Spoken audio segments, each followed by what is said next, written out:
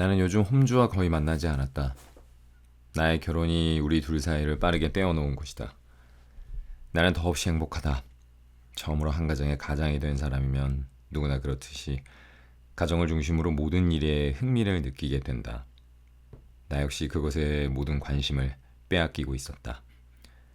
한편 홈즈는 완전히 탈속한 마음이 되어 사람들과 교제를 꺼리고 여전히 베이커가에 살고 있었는데 산더미 같은 고소 속에 파묻혀서 많은 날들을 코카인과 공명심에 탐닉해 있었다.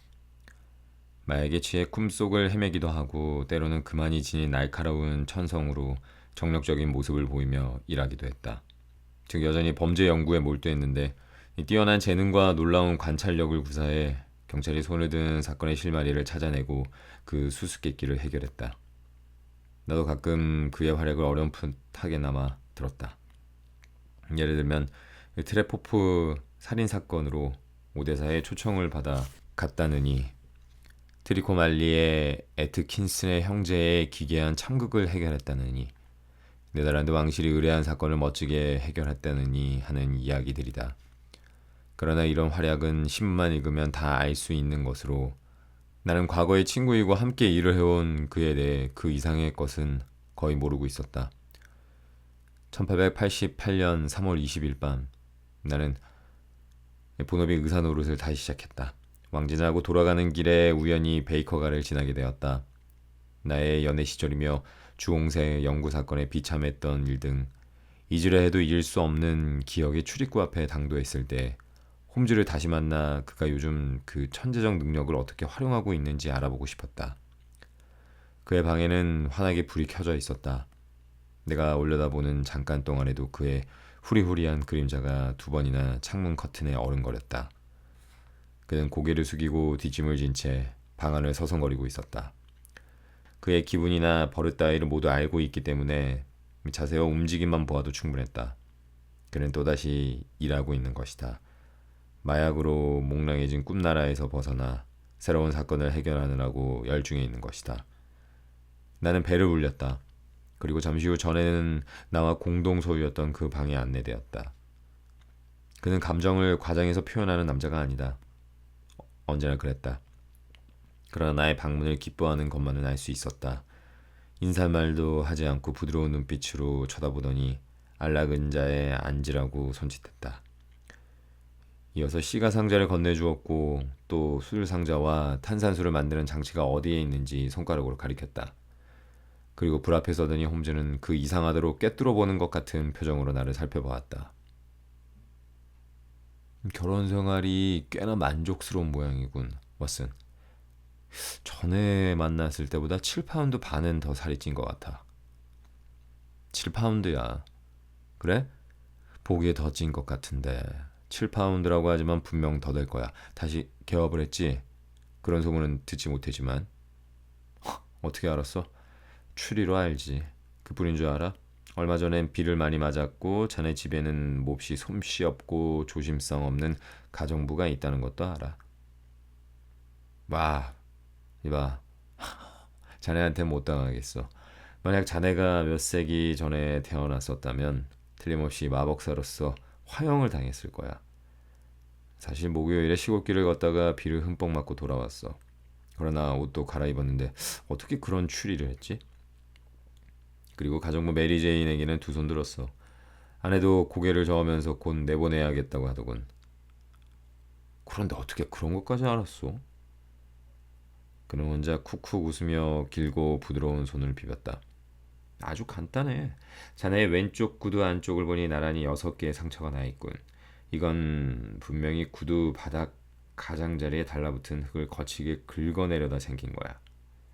이것으로 2개의 추리가 가능하지.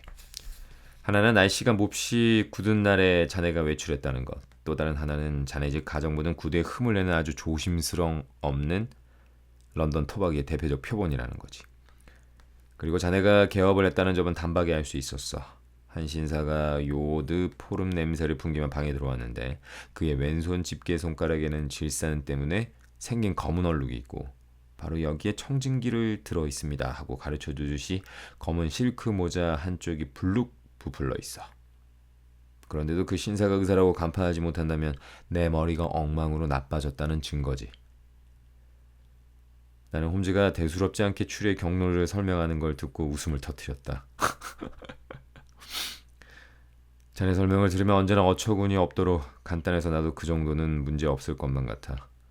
하지만 추리의 과정을 듣기까지는 자네가 이끌어내는 결론이 아리송하기만 해서 언제나 어리둥절하거든. 이래봬도 내 눈은 자네만큼 좋다고 자부하고 있지만 그건 그렇겠지. 그는 담배에 불을 붙이고 안락의자에 몸을 내던지듯 앉으면서 말했다. 자네는 보기만 할 뿐 관찰하지 않아. 보는 것과 관찰하는 것은 완전히 다르지. 예를 들면 자네도 현관에서 이 방으로 올라오는 계단을 여러 번 보았겠지? 가끔 보았지. 몇 번이나 보았나? 수백 번은 보았을 거야. 그렇다면 계단은 모두 몇 개지? 몇 개냐고? 글쎄 그건 모르겠는데. 그것 봐. 관찰하지 않았기 때문이야. 하지만 보고는 있었겠지. 내가 말하고 싶은 게 바로 그거야. 잘 들어. 계단은 모두 17개야. 나는 보는 것과 동시에 관찰하기 때문에 알 수 있지. 말이 나왔으니 말인데 자네는 지금까지 나의 간단한 사건들에 흥미를 가져왔고 또 별것 아닌 내 경험들을 기록해 오기도 했으니 이것에도 틀림없이 흥미가 있을 거야. 그는 테이블 위에 펼쳐있던 핑크색 편지지 한 장을 내게 건네주었다. 조금 전에 배달된 거야. 소리내어 읽어보게. 편지에는 날짜도 적혀있지 않았고 보낸 사람의 이름도 주소도 없었다. 오늘 저녁 8시 15분 중요한 문제로 의논드리고 싶어하는 사람이 찾아갈 겁니다. 최근 당신이 유럽의 한 왕실을 위해 하신 일을 통해 당신에게라면 엄청나게 중대한 사건까지 마음 놓고 맡길 수 있겠다는 확신을 얻었습니다. 당신에 대해서는 여러 방면으로 들어왔습니다. 제발 그 시간에 댁에 계셔 주시고 또한 제가 마스크를 하고 있어도 너그러이 이해해 주십시오. 정말 이상하군. 자네는 어떻게 생각해? 내가 물었다. 아직은 단서가 없어. 단서가 없는 것을 추측하는 건 큰 잘못이야. 사실에 맞는 이론을 찾는 대신 이론에 맞도록 무의식 중에 사실을 왜곡하게 되지. 하지만 이 편지만 생각해 볼까? 자네는 이 편지에서 어떤 것을 추측하나? 나는 필적과 종이의 질을 주의 깊게 살펴보았다. 이 편지를 쓴 사람은 꽤 부자 같아. 나는 되도록 홈즈의 추리법을 흉내내어 말했다. 이런 고급 종이라면 한 묶음에 반 크라운 이상 줘야 해. 아주 질기고 단단한 종이지. 아주라는 표현은 그럴듯하군. 이건 영국 종이가 아니야. 불빛에 비추어봐. 홈즈가 말했다. 그가 시키는 대로 해보니 대문자 E에 소문자 G, 다음은 대문자 P, 그리고 대문자 G, 또 소문자 T가 종이 바탕에 깔려 있었다. 어떻게 생각해? 홈즈가 물었다. 틀림없이 종이회사 이름일 거야. 아니 그 머리 글자일까? 그렇지 않아. GT는 독일어의 게젤샤프트의 약자로 회사라는 뜻이야. 이건 정해진 약자 형식으로 영어의 CO에 해당해. P는 물론 독일어로 종이를 뜻하는 파피어의 머리 글자야. 그러면 이번에는 EG인데 잠깐 대륙 지명 사전을 찾아볼까? 그는 책장에서 두꺼운 갈색 책을 꺼냈다. 에글로니치. 여기 있군. 에그리야. 독일어를 사용하는 보헤미아 지방 도시로 칼스베드에서 가까움. 발렌시타인이 죽은 곳으로 또 유리 공장과 제지 공장이 많은 곳으로 알려져. 어때? 뭔가 느껴져? 홈즈는 눈을 빛내며 어떻냐는 듯이 담배 연기를 뿜어냈다. 그럼 보헤미아에서 만든 종이로군. 내가 말했다. 맞아. 그리고 이 편지를 쓴 남자는 독일인이야. 문장이 이상하다는 것은 알겠지? 당신에 대해서는 여러 방면으로 들어왔습니다. 프랑스 사람이나 러시아 사람은 결코 이렇게 쓰지는 않아. 동사를 이렇게 뒤에 갖고 오는 것은 독일 사람이야. 이제 남은 건 이 보헤미아 종이를 사용하고 얼굴을 보여주고 싶지 않은 독일 사람이 무엇을 원하느냐 하는 문제뿐이지. 그러나 본인이 직접 올 것 같으니 우리도 의문도 곧 해결되겠지. 이때 말발굽 소리와 마차바퀴가 도로 가장자리를 도래에 닿아 삐걱거리는 소리가 분명하게 들려왔다. 이어 벨소리가 요란하게 울렸다. 홈즈는 휘파람을 불었다. 사륜마차 소리야? 틀림없어. 그는 창문으로 바깥을 내다보았다. 두 마리가 끄는 훌륭한 소형 부러운 마차인데 말도 훌륭하고 한 마리에 150기니는 하겠어. 왓슨, 이번 사건은 재미가 없어도 금액은 좀 쏠쏠하겠는걸. 나는 가는 게 좋겠지. 천만에 그냥 있어. 이 사건은 재미있을 것 같아. 놓치면 후회할지도 몰라.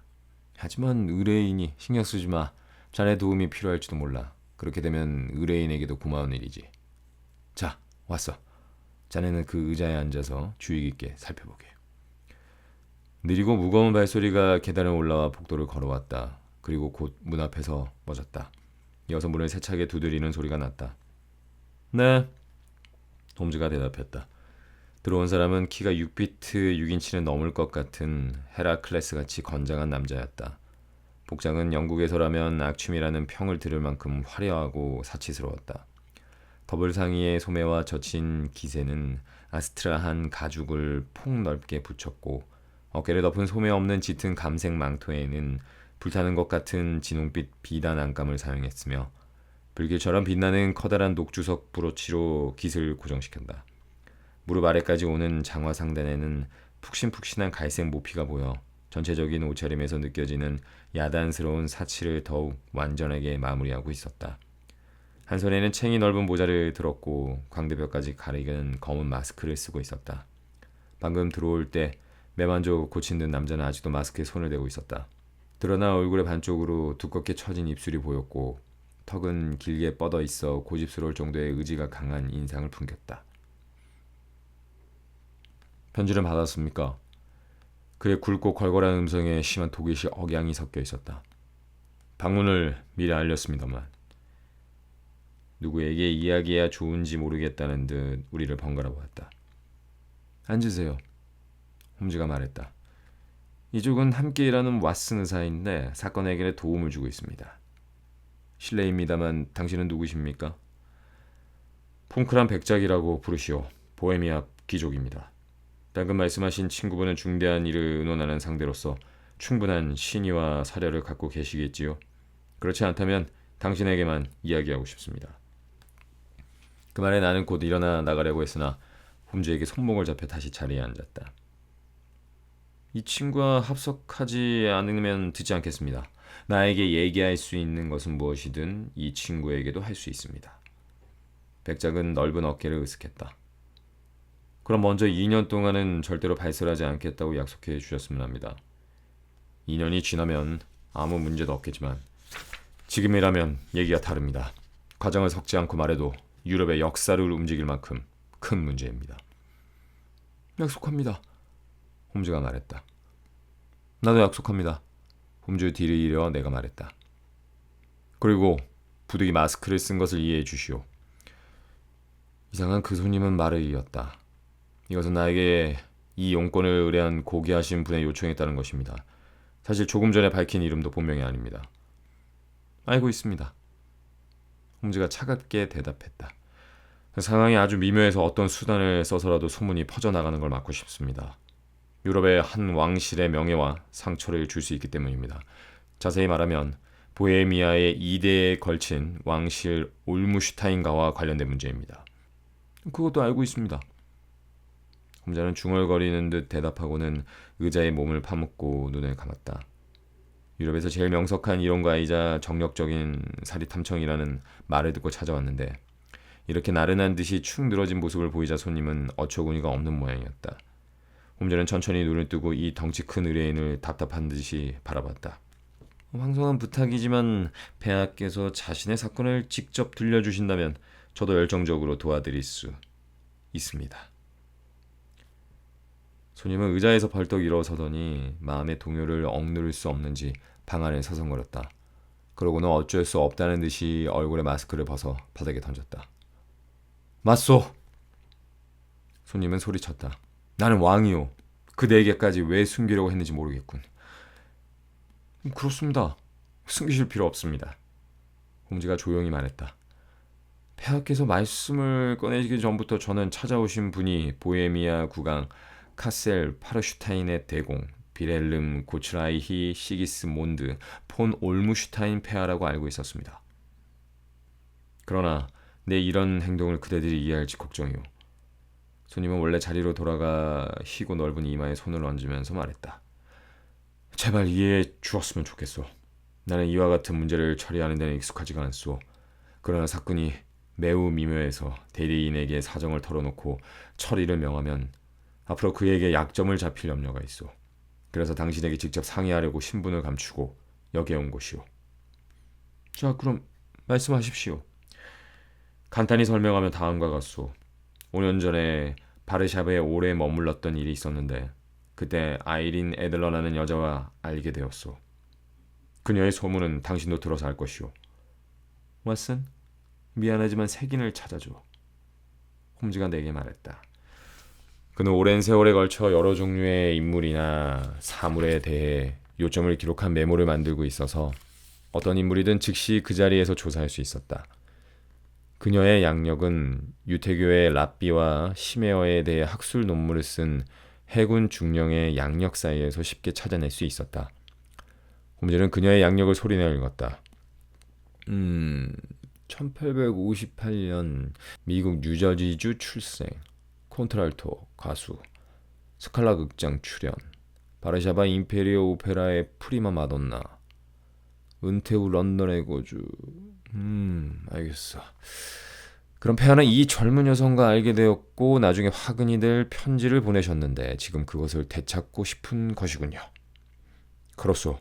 그런데 어떻게 그걸 비밀 결혼을 하셨습니까? 아니요. 법적으로 유효한 서류나 증서 같은 것이 있습니까? 아니요. 그렇다면 폐하의 마음을 이해할 수 없군요. 이 젊은 여성이 협박이나 다른 어떤 목적으로 폐하의 편지를 제시해도 폐하가 보낸 것이라는 사실을 증명할 수는 없습니다. 필체가 증거가 되오. 필체는 흉내낼 수 있습니다. 내 전용 편지지를 사용했소. 전용 편지지는 도둑 맞을 수도 있습니다. 나의 봉인을 찍었소.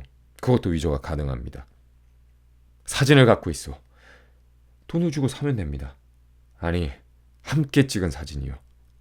아, 그건 안 됩니다. 폐하는 정말 경솔한 행동을 하셨습니다. 내 정신이 아니었어. 미친 짓이었어. 정말 돌이킬 수 없는 일을 저지르셨군요. 나는 당시 왕세자였어. 어려서 철이 없었어. 이제 내 나이도 30이군. 사진은 반드시 찾아야 합니다. 손을 써보았으나 실패했어. 돈을 내고 사는 겁니다. 아니요. 상대는 팔려고 하지 않소. 훔칠 수도 있지 않습니까? 이미 5번이나 시도했소.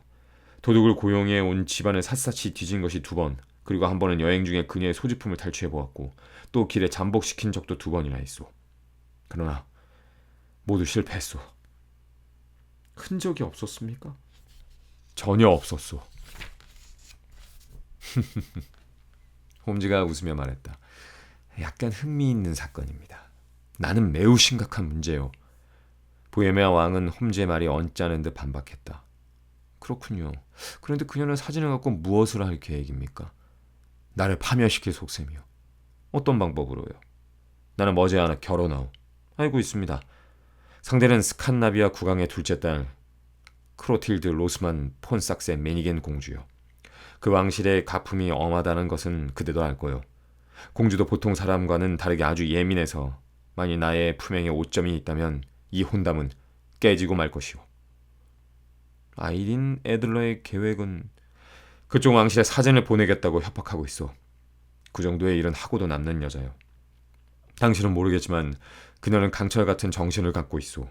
얼굴은 그 어떤 여자보다도 아름답지만 마음은 그 어떤 억센 남자에게도 뒤지지 않을 정도로 강인하오. 내가 다른 여자와 결혼하는 것을 방해하기 위해서라면 수단과 방법을 가리지 않을 것이오. 정말 그렇소. 아직 사진을 보내지 않은 것은 확실합니까? 확실하오. 어떻게 알죠?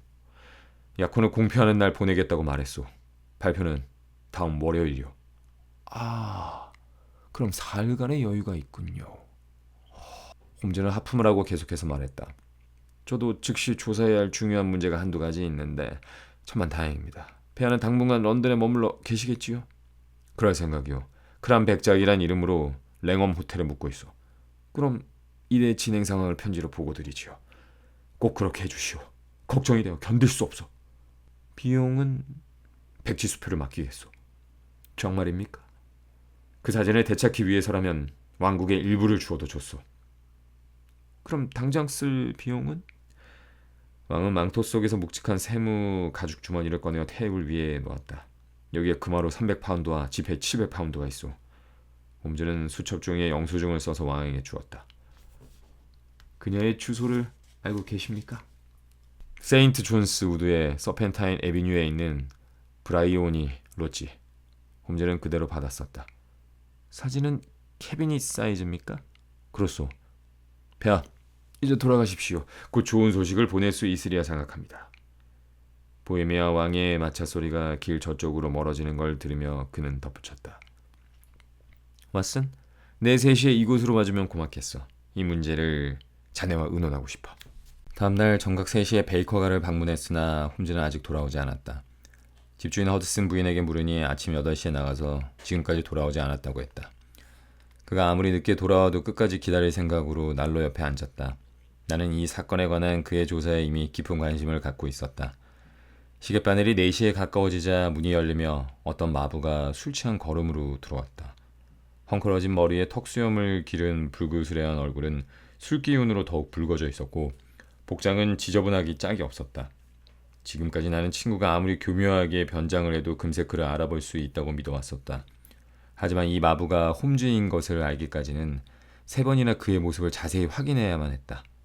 홈즈는 고개를 끄덕이더니 침실로 들어갔고 5분쯤 지나자 여느 때처럼 트위드 신사복 차림의 말끔한 모습으로 나타났다. 홈즈는 두 손을 주머니에 넣고 불 앞에 두 다리를 뻗고 앉더니 실컷 웃었다. 아, 정말. 홈즈는 숨을 가다듬느라 헉헉거리다가 다시 낄낄거리며 웃더니 마침내 의자 위에 축 늘어졌다. 왜 그래? 너무 재미있어서 도저히 웃음을 참을 수가 없어.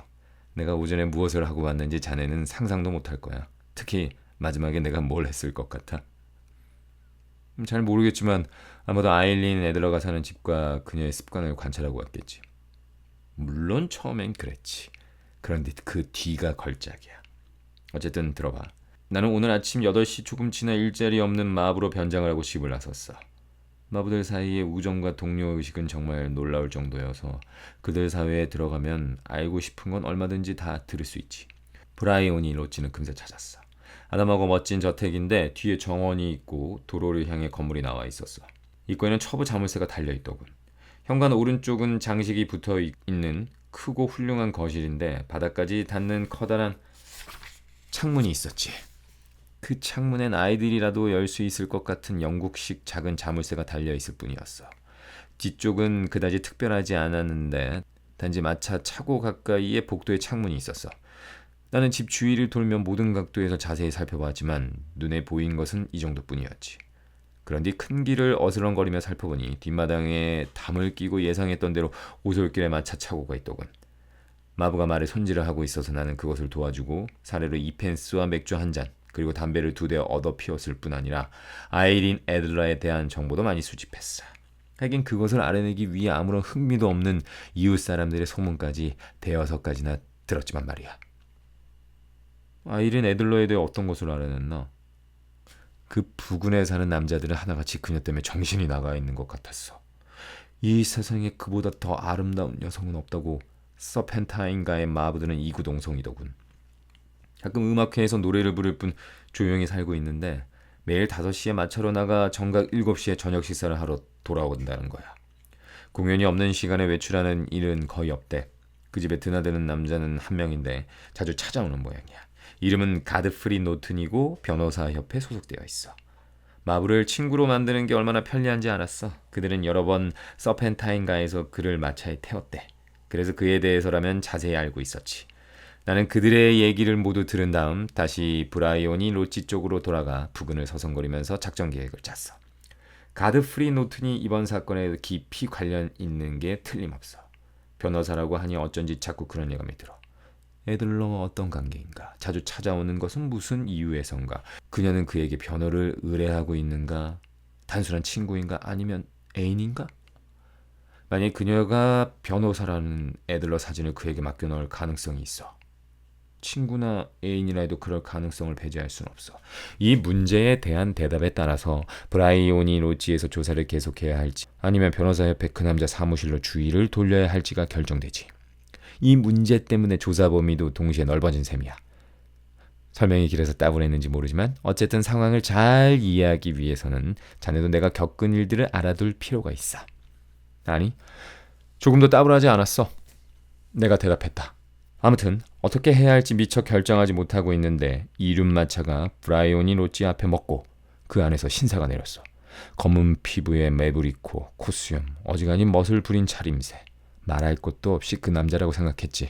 몹시 서두르는 듯 마부에게 기다리라고 소리치고는 문을 연 하녀를 떠밀다시피 하고 안으로 들어갔어. 그의 태도로 봐서 그 집 내부를 훤히 알고 있는 것 같았다네. 그가 집안에 머무른 시간은 30분 정도였는데 거실을 걸어다니면서 손을 흔들고 열심히 이야기하는 모습이 가끔 창문으로 엿보였지. 하지만 그녀가 어디 앉아 있는지는 전혀 보이지 않았어. 얼마 후 그는 들어올 때보다 더 허둥거리며 밖으로 나왔고 마차에 올라타면서 주머니에서 금시계를 꺼내 들여다보더군. 전속력으로 달리게 하고 그가 외쳤지. 또 도중에 리젠트가의 그로스 앤 행키 상점에 들르고 거기서 다시 엣지웨어가의 세인트 모니카 성당으로 가게. 20분 안에 갈 수 있다면 반 기니를 팁으로 주지 하고 덧붙였어. 그리고 마차는 떠났다네. 그때 마차를 쫓아갈까 망설이는데 옆 골목에서 멋진 사륜마차가 나왔어. 마부는 옷 단추를 반밖에 채우지 않았고 넥타이도 기미 쪽으로 쏠려 있었고 마구의 끈도 쇄골이에 변변히 걸려 있지 않았어. 마차가 현관 앞에 먹기 무섭게 한 여자가 집에서 급히 나와 올라탔어. 그때 그녀를 언뜻 보았는데 확실히 남자들이 목숨을 걸 정도로 아름답더군. 존 세인트 모니카 성당으로 가요. 20분 안에 가면 반 소블리닌을 팁으로 주겠어요. 라고 그녀가 말하더군. 왓슨, 이렇게 좋은 기회는 다시 없을 거야. 다른 마차를 불러 따라갈까 아니면 사륜마차 뒤에 매달려 갈까 망설이는데 마침 마차 한 대가 왔어. 마부는 허술한 내 모습을 보고 망설이는 눈치였는데 그가 거절하기 전에 올라탔지. 그리고 세인트 모니카 성당으로 갑시다. 20분 안에 가면 반 소블린 팁으로 주겠소. 라고 소리쳤어. 그때가 12시 15분 전이었어. 그곳에도 어떤 일이 일어났는지 물론 짐작하고 있지. 마부는 속력을 내어 달렸어. 그렇게 빠른 마차를 타본 건 생전 처음이었지만 그래도 앞서간 두 마차를 따라붙지는 못했어. 내가 도착했을 때는 이륜마차와 사륜마차가 성당 현관 앞에 서 있고 말의 몸에서는 김이 나오고 있었지. 나는 마부에게 돈을 내고 급히 성당 안으로 들어갔어. 성당 안에는 그 두 사람과 하얀 제복을 입은 신부뿐이었어. 신부는 두 사람에게 무언가 말하는 것 같았어. 나는 우연히 성당에 들른 한가로운 사람인 척 성당 안 복도를 어슬렁거렸지. 그러자 놀랍게도 제단 앞에 세 사람이 일자히 나를 돌아다 보았고 가드프리 노튼이 아주 빠른 걸음으로 나에게 달려오더군. 다행이군. 그가 소리쳤어. 당신이라도 좋아. 자, 이리 와요. 빨리. 네? 뭐라고요? 나는 영문을 몰라 물어봤을 수밖에. 자, 3분이면 충분해요. 당신이 없으면 법적 절차가 이루어지지 않아. 나는 거의 끌려가다시피 해서 제단 위까지 갔어. 그리고 거기서 그들이 일러주는 말을 여러 번 나직하게 말한 뒤 나와 전혀 관계없는 것을 서약하기도 했어. 즉, 나는 아일린 애들러와 가드프리 노튼의 결혼식 증인을 선 거야. 식은 곧 끝났어. 신랑은 나에게 감사의 말을 했고 신부는 생근생근 웃으며 나를 보더군. 이렇게 우스꽝스러운 일을 겪어보기는 정말 처음이야. 아까 그 생각을 하고 배꼽이 빠지도록 웃은 걸세. 결혼 허가증에 무언가 부족한 점이 있어서 어떤 형식이든 증인이 없으면 식을 올릴 수 없다고 신부가 거절했던 모양이야. 그때 다행히 내가 나타나서 노트는 자기 들러리를 찾으러 큰 길까지 달려나가지 않아도 되었던 거지. 신부가 쏘올린 금화 한 개를 사례로 주었는데 난 이 사건을 기념하기 위해 그걸 시계줄에 매달고 다닐 생각이야. 이야기가 이상하게 진행되는군. 그래서 어떻게 되었나? 나는 우리 계획이 중대한 위기에 직면했다는 것을 깨달았지. 신혼부부는 즉시 여행을 떠날지도 모르니 말이야. 그래서 급히 적당한 수단을 써야 한다고 생각했어. 그런데 두 사람은 성당 앞에서 헤어져서 남자는 변호사 협회로, 여자는 브라이오니 로지로 각자 돌아갔지.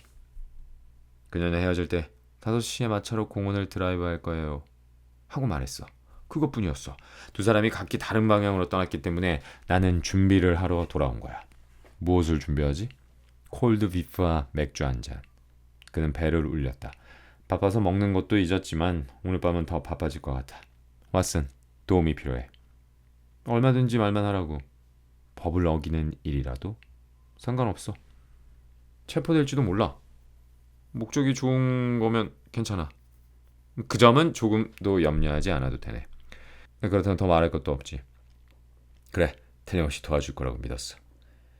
근데 뭘 도와야 하지? 허드슨 부인이 식사를 준비하면 이야기하지. 그는 부인이 준비한 간단한 식사를 들면서 말을 이었다. 자, 시간이 많지 않으니까 먹으면서 이야기할게. 벌써 5시야. 2시간 후엔 현장에 출동해야 해.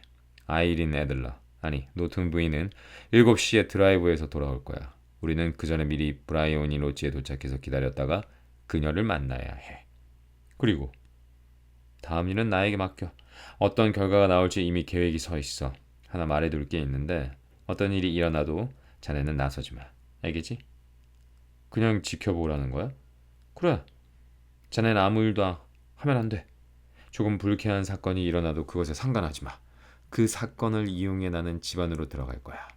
그런 뒤 4, 5분쯤 지나면 거실 창문이 열릴 테니 자네는 그 사이에 창문 바로 옆에서 대기하고 있어. 알았어. 나를 계속 보고 있어야 해. 좋아.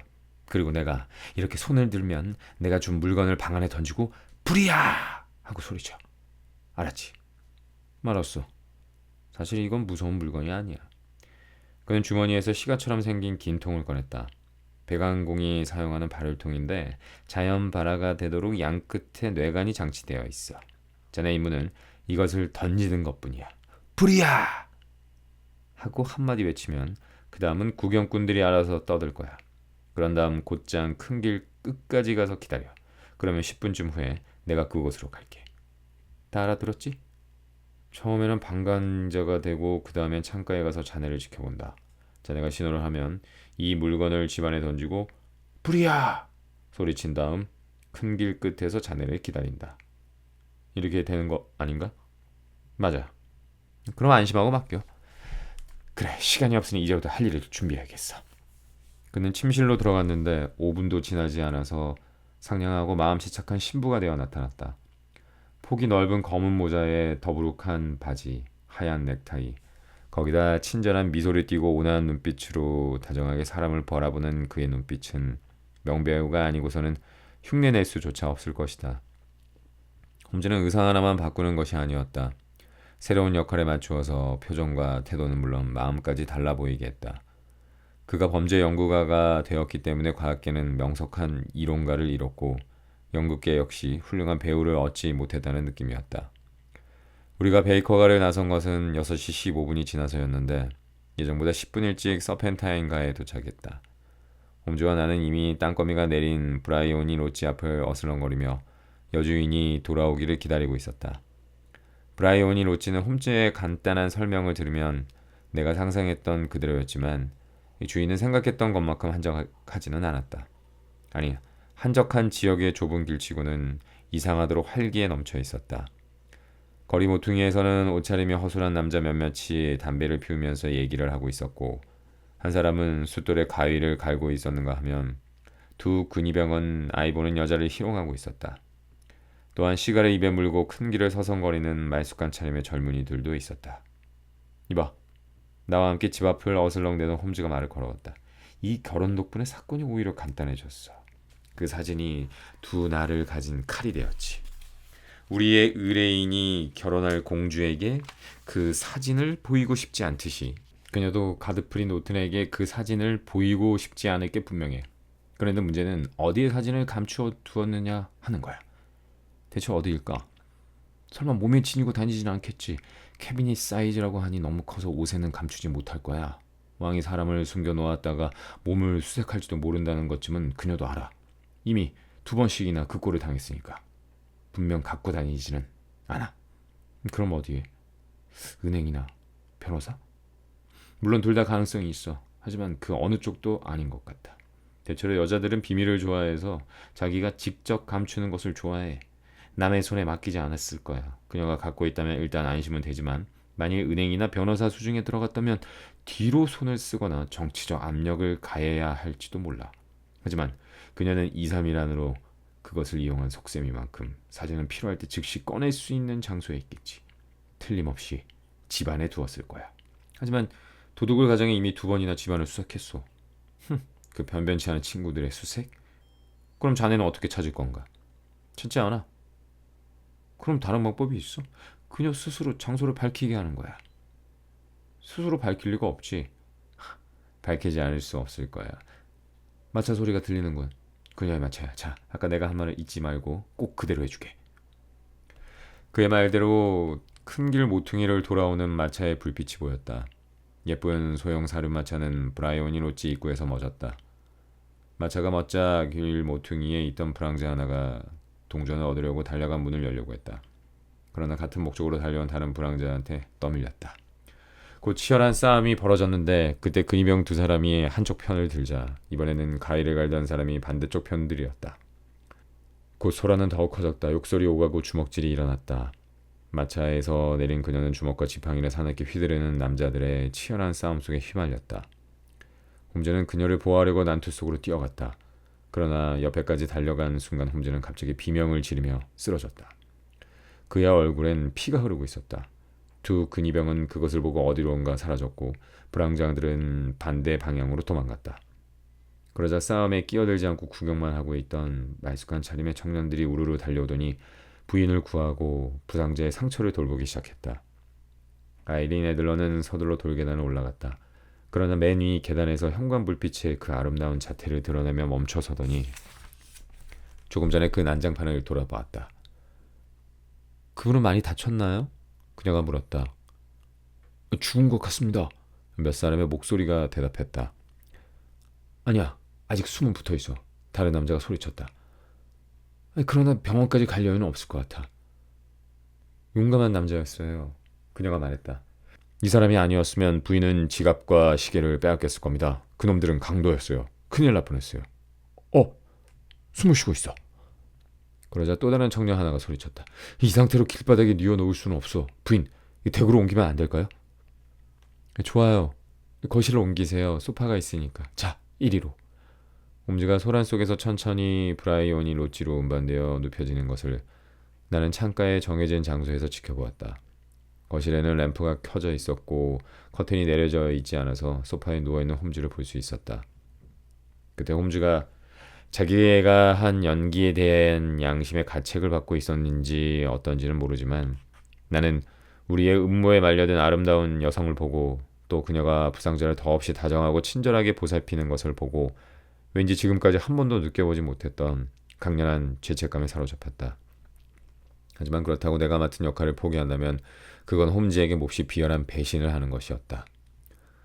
나는 마음을 독하게 먹고 긴 외투 속에서 발연통을 꺼냈다. 이것은 그녀를 해치기 위함이 아니다. 그녀가 다른 사람을 해치는 것을 미연에 방지하려는 수단일 뿐이다. 하고 나는 자신에게 타일렀다. 홈즈가 소파 위에서 일어나 숨이 답답하듯 가슴을 쓸어내렸다. 그러자 하녀가 달려와서 창문을 활짝 열었다. 그와 동시에 홈즈가 손을 올리는 것이 보였다. 그 신호에 따라 나는 발연통을 방 안에 던지고 불이야! 하고 소리쳤다. 내 입에서 그 외침이 나오자마자 신사, 마부, 하인, 하녀 등 그 근처에 있던 사람들은 모두 합창하듯 불이야! 하고 소리를 질렀다. 연기가 방 안에 자욱하게 퍼지는가 싶더니 소용돌이를 치면서 창문으로 흘러나왔다. 연기 속에서 뛰어다니는 사람들이 보였는데 조금 있으니 홈즈의 목소리가 들렸다. 불이 아닙니다. 누가 거짓말을 한 거예요. 그는 이렇게 사람들을 진정시키고 있었다. 나는 와그와그를 떠드는 사람들 틈에서 빠져나와 거리 모퉁이로 몸을 감췄다. 10분 후에 홈즈가 내 손을 잡아 끌어 소동이 일어난 현장에서 멀리 떠나면서 겨우 마음이 놓였다. 홈즈는 몇 분 동안 아무 말도 없이 빠르게 걷다가 엣지웨어 가로 들어서는 조용한 골목으로 이끌었다. 잘했어, 왓슨. 나무랄 데 없었어. 모든 게 뜻대로 됐어. 사전을 찾았어? 감춘 장소를 알았어. 어떻게? 내가 말한 대로 그녀가 가르쳐 주었어. 나는 대체 어떻게 된 건지 모르겠는걸? 홈즈는 웃으면서 설명했다. 아주 간단했어. 길거리에 있던 사람들이 우리와 한패라는 것은 자네는 눈치챘을 거야. 고용한 사람들이었지. 그런 줄 알았어. 싸움이 벌어졌을 때 나는 손에 빨간색 물감을 갖고 있었어. 그 손으로 얼굴을 문질렀던 거지. 낡은 수법이야. 내가 알고 있어. 그리고 집안으로 운반되었지. 그녀도 거절할 수 없었던 거야. 그때 그 방법 말고 달리 어쩔 수 있었겠어? 그녀는 내가 수상하다고 느낀 거실에 나를 옮겨놓았어. 사진은 거실에 아니면 침실에 있을 거라고 짐작한 나는 그 사진이 어디에 있는지 확인하고 싶었어. 소파에 눕혀지고 나서 숨이 답답한 흉내를 내서 창문을 열게 한 뒤 드디어 자네의 도움을 받게 된 거지. 그게 어떻게 도움이 되었나? 크게 도움이 되었지. 여자는 집이 불이 난 것을 알면 제일 먼저 가장 소중한 것이 있는 곳으로 뛰어가기 마련이야. 이것은 여자들의 어찌할 수 없는 본능이라. 나는 그 점을 종종 사건 수사에 이용해왔지. 달링턴 바꿔치기 사건에서도 엔지워스 성 사건에서도 써먹었었어. 부인이라면 아기를 보호하려 하고 미혼 여성은 보석상자로 뛰어가곤 해. 그런데 오늘의 이 여성에게 가장 소중한 물건은 아마도 우리가 찾고 있는 사진일 거야. 그래서 그녀는 맨 먼저 그것을 감추어둔 곳으로 달려갈 것이라고 생각했지. 자네의 불이야 소리는 정말 박진감이 있었어. 게다가 연기가 솟아오르고 사람들이 떠들어대면 아무리 침착한 여자라도 당황하게 되지. 그 아름다운 여성도 곧장 반응을 보였어. 그 사진은 오른쪽 종끈의 바로 위 벽의 널빤지 뒤에 오목한 곳에 감추어 두었더군. 그녀가 반사적으로 그곳에 가서 사진을 반쯤 꺼내는 것을 보았지. 그런 뒤 내가 불이 아니다. 누가 거짓말을 한 거다. 하고 소리치니까 그녀는 사진을 제자리에 놓고 발연통을 흘낏 보더니 밖으로 뛰어나갔어. 그리고 다시 그 방에 나타나지 않았지. 나는 슬며시 일어서서 그곳을 빠져나왔어. 사진을 지금 갖고 나갈까 말까 잠시 생각했는데 마부가 방에 들어와서 나를 지켜보고 있어서 뒤로 미루는 게 안전하다고 여겼지. 너무 서두르면 일을 그르칠 수도 있으니까. 앞으로 어떻게 할 계획이지? 조사는 끝난 거나 마찬가지야. 내일 폐하와 함께 그녀를 방문해야지. 자네도 괜찮다면 함께 가세. 우리는 거실에 안내되어 기다리게 되겠지만 그녀가 왔을 땐 우린 사진과 함께 사라지고 없을 거야. 폐하가 직접 사진을 찾으면 매우 만족하겠지.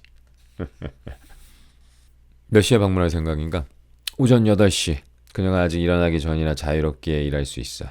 이번 결혼은 어쩌면 그녀의 생활 습관이 바뀌었을지도 모르니 되도록 서두를 필요가 있어. 폐하에게 전보를 쳐야겠군. 베이커가까지 돌아가 입구 앞에서 홈즈가 열쇠를 찾고 있는데 지나가던 한 사람이 뒤쪽에서 인사를 했다. 셜록 홈즈 씨, 안녕하세요. 인사와 함께 그 사람은 빠른 걸음으로 멀어져 갔다. 그때 길에는 몇 명의 행인이 눈에 띄었는데 말하곤 주인공은 벌써 멀리 가고 있는 긴 외투 차림의 날씬한 젊은이 같았다. 저 목소리 들은 적이 있어. 홈즈는 가로등이 켜진 어스름한 길을 보면서 말했다. 누구지?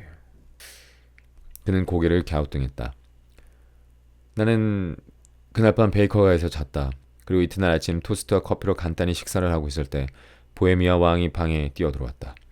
벌써 찾았소?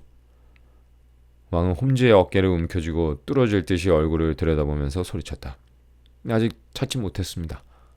찾을 수 있겠지요? 그렇습니다. 그럼 떠납시다. 나는 잠시도 가만히 있을 수 없소. 마차를 부르겠습니다. 아니요. 나의 사륜마차를 대기시켜 놓았소. 우리는 아래층으로 내려가 브라이오니 로지로 향했다. 아이린 애들러는 결혼했습니다. 홈즈가 말했다. 결혼? 언제? 어제입니다.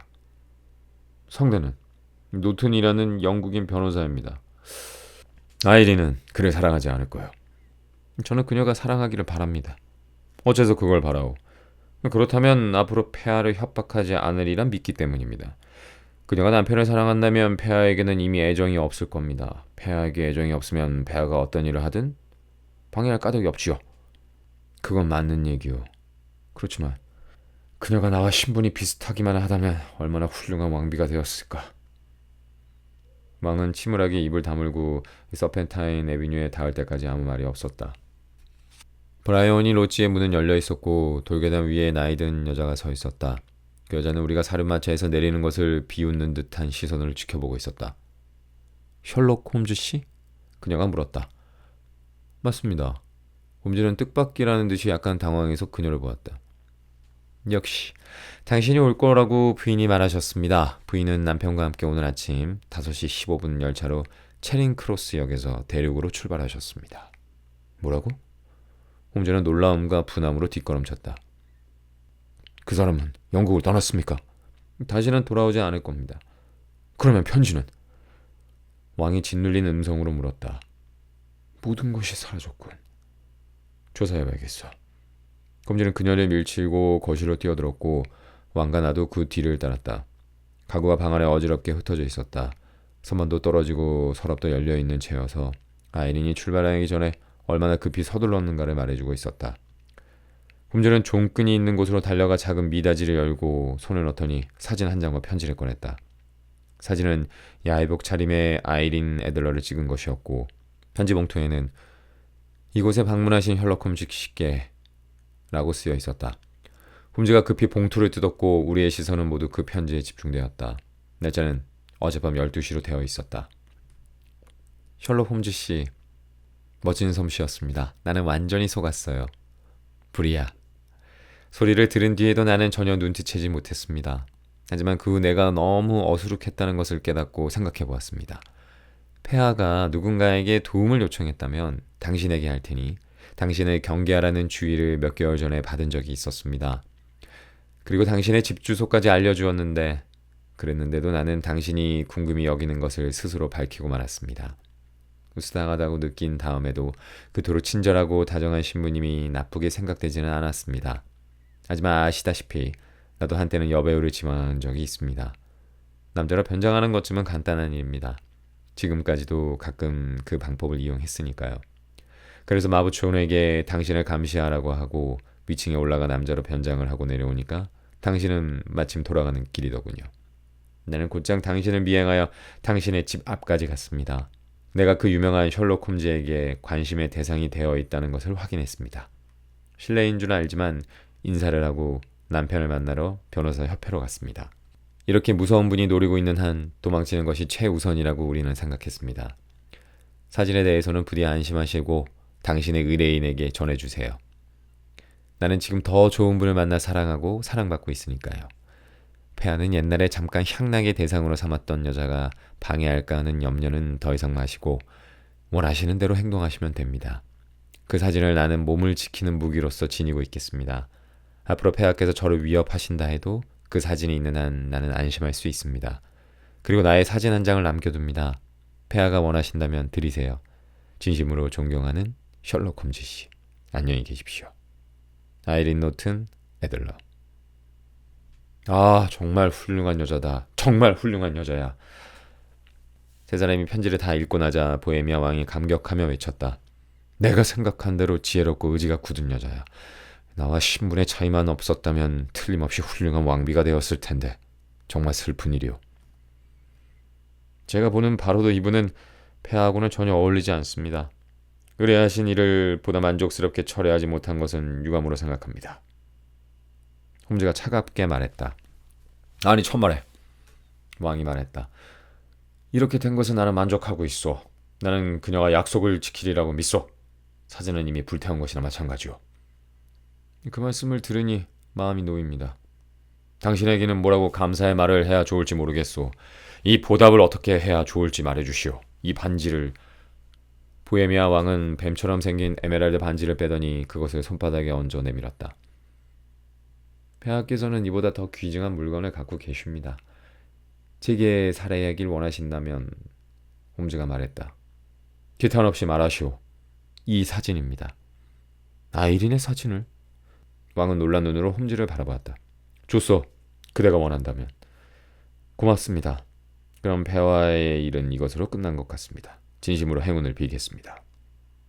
홈즈는 머리를 숙이고는 보헤미아 왕이 청하는 악수도 깨닫지 못한 채 몸을 돌려 나를 데리고 나왔다. 이상이 보헤미아를 위협한 꺼름칙한 사건으로 홈즈의 계략도 한 여성의 지혜 앞에서 빛을 잃고만 이야기의 전말이다. 그는 전에는 여자의 위트를 곧잘 비웃곤 했는데 보헤미아 사건 이후에는 그런 경멸의 말을 들은 적이 없다. 그리고 아이린에 대해서나 그녀의 사진에 대한 이야기가 나올 때면 그는 언제나 그 여성이라는 경칭을 사용했다.